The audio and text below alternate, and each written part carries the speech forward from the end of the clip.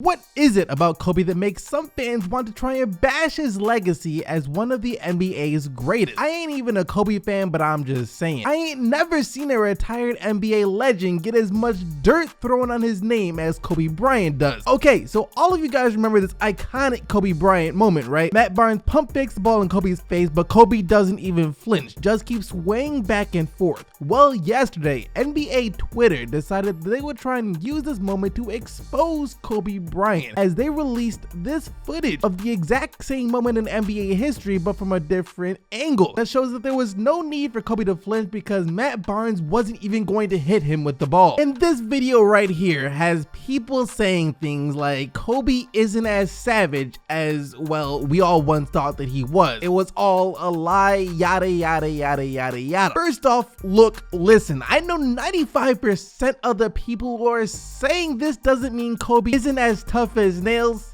because of this would probably have pissed themselves if Matt Barnes pump faked the ball into their face, even if it didn't look like it was going to hit you. Let's not pretend like Kobe Bryant was 2 or 3 feet away from Matt Barnes of the ball, or even a foot away from Matt Barnes of the ball. That ball was still within inches of Kobe's face. Come on now. I mean, I don't have a problem admitting that I would have flinched, probably would have full on ducked. And get this, some people are even saying that Kobe swaying back and forth was his method of flinching. Are you serious? The man was swaying back and forth before it even happened, and slowly swaying back and forth for sure doesn't classify as flinching. If you think someone is about to chuck a basketball at your face, you're trying to tell me that your brain would tell your body to start slowly swaying from side to side in order to avoid it? No, you're gonna jerk to one side or even duck to try and avoid it. But what I really don't understand about all of this though is the people who are trying to use this to say Kobe was a fake tough guy because of this one moment, like as if this one moment neglects everything else that he did in his career. You see players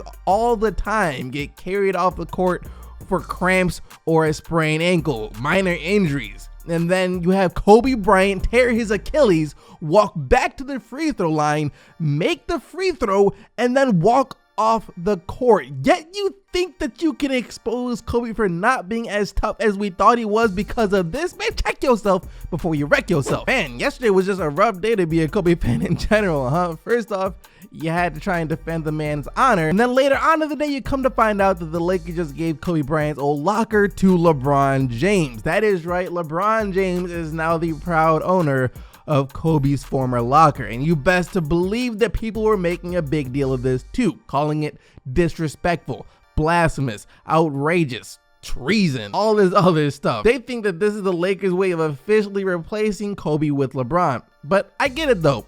He's a Laker legend and people just want to make sure that he never gets replaced or forgotten about. I mean, heck, I still feel some type of way about Reggie Jackson wearing the number of Chauncey Billups in Detroit, even though that number was already retired. But here's the thing though, would you rather give Kobe Bryant's locker to Michael Beasley, KCP, Isaac Bonga? I mean, someone has to have the locker, right? What are you going to do? Just have it as some sort of shrine in the Lakers locker room that no one is ever allowed to go near? It's just a locker. People are acting like the Lakers just took one of Kobe's retired jerseys down to make room for LeBron. I thought Lakers fans would be glad that someone deserving of having Kobe's sacred locker now has Kobe's sacred locker. So this team is actually a lot of fun to watch. For someone who never got to experience the Showtime Lakers of the late 80s and early 90s, if this was anything what it was like, then I can see what all the fuss is about. This Lakers team right now is making passing look like the most fun part of the game. You guys know how Stephen Curry made shooting threes so popular amongst the young folk, where all they want to do now is pull up from just in front of the logos? Well, if what we are seeing from the Lakers in these 2 preseason games is any indication of what is to come during the regular season, kids won't even be shooting anymore on the playground. They'll just be passing it back and forth, whipping the ball up and down the court. The chemistry that LeBron James and Rajon Rondo have is out of this world, people. Call me a nerd or whatever it is want to call me, but if any of you have ever watched the anime Kuroko's Basketball, yeah, I don't even need to say anything else. Y'all know exactly what I'm getting at. Look, Every single one of the Lakers games this year need to be nationally televised. And this is coming from a Pistons fan. If you love basketball, you can't sit through a Lakers game right now and say that you didn't enjoy it. I don't care what team you support, it's impossible. And by the way, this has me extremely excited for Lonzo Ball to come back, because right now people are already saying that Rondo should always be in the lineup with LeBron James, which I can't argue with. If I can see the chemistry on the court together all season long, then I'm all for it. But bear with me here and imagine a lineup with Rondo, LeBron, and Lonzo all on the floor together at the same time. The Lonzo lineup of death. That's about to be a thing, and a thing of beauty too. Lonzo. I'm trademarking that before it's too late. Mike D'Antoni said something interesting the other day about the Houston Rockets, that it's championship or bust for them this season. And you know, I think he's 100% right about that. This seems like it is the year for the Rockets, or it has to be. This is do or die this year, because let's be honest, with all the other upcoming teams in the league, if Houston doesn't win it all this year, I can't see them winning it at all next year or the year after that, unless they manage to do something big in terms of a free agency or a trade. So it's going to be of the utmost importance that they find some way to get the absolute best out of Carmelo Anthony on this team. By the way, he started his first game as a Rocket. Let's see if he ever comes off the bench. So they're gonna have to get the best out of Melo, but at the same time, they're also gonna have to keep Chris Paul healthy in the playoffs, which is going to be a task considering he's almost never been healthy in the playoffs. But we do have some good news for the Rockets though, and that is Michael Carter Williams. Houston giving him a contract this summer left a lot of people scratching their heads, since we all thought his time of the NBA was done. I didn't see him getting another contract. Man hasn't been good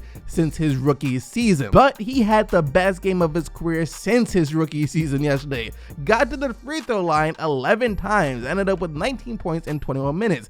If he can have the same type of resurgent season for the Rockets, kind of like Tyreke Evans had last year for the Grizzlies, well, of course that would only make the Rockets that much more dangerous of a team and help them accomplish their goal of winning a championship this year. Tyronn Lue, if you don't take George Hill out of that starting lineup for Colin Sexton, what on earth are you doing? I swear everyone who was on the Cavs last year that is still there is out here trying to prove that LeBron wasn't the only reason they made it to the finals in the last 4 years in a row. Do you guys remember what Tristan Thompson just said the other day? That blasphemy that flew out of his mouth? For the love of everything, Cavs, wake up and realize that it was because of LeBron. Stop trying to remain competitive after losing the best player in the NBA and commit to the rebuilding process. The Cavs fans that are left aren't going to be going to the games for any other reason except for A, to see the other team play, and also to see the progression of Colin Sexton and Cedi Osman. They don't want to see George Hill in the starting lineup. No one wants to see George Hill in the starting lineup. So stop it. So the Raptors are still experimenting with their starting lineup, I suppose, because yesterday they reverted back to Jonas Valanciunas as their starting center over Serge Ibaka. And they also started Kyle Collinsworth over Danny Green. Maybe they wanted some catchy slogan of Kyle times 2 or something. I don't know. I don't know what's going on. I don't want to pretend to know what's going on. I just hope that the Raptors starting 5 on opening night is Kyle Lowry, Danny Green, Kawhi, OG, and Ibaka. Anyways though, there really isn't much else to say about this game. The Jazz got the 105-90 win as Joe Ingles scored 24 points and Rudy Gobert had 5 blocks in just 25 minutes. Meanwhile, Kawhi did have 17 for the Raptors. Hassan Whiteside is still building that trade value back up, guys, as he was gonna go with 14 points, 15 rebounds, and a pair of blocks in his limited minutes. The Heat might actually be able to land a nice trade package from him if he keeps this up. But still, it was the Hornets who were able to get the win. Miles Bridges once again was really impressive out there. It's still just the preseason, but he's starting to become someone that we're going to have to keep an eye out to win Rookie of the Year this year. Maybe I don't think he's going to win, but it's looking like his name will be tossed around the conversation at the very least. Also, Willy Hernangomez was amazing yesterday too. See, the Hornets have some nice young talent on that team.